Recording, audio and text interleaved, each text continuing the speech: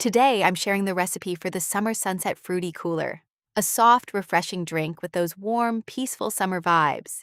And if you stay with me until the end, I'll also show you how to make the simple syrup you can use as an optional sweetener. So just relax, enjoy the visuals, and let's ease into this recipe together.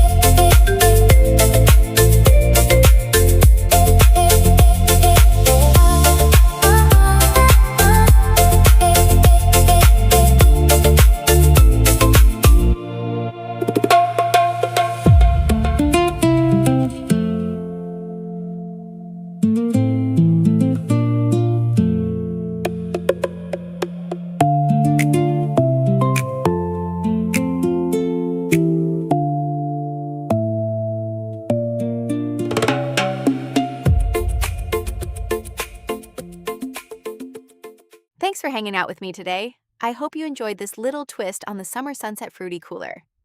Before you go, tell me in the comments what your favorite summer cool drink is.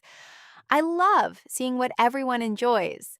And don't forget to like and subscribe so you never miss the latest tasty drinks, the different flavored simple syrup recipes, and all the delicious food recipes on this channel.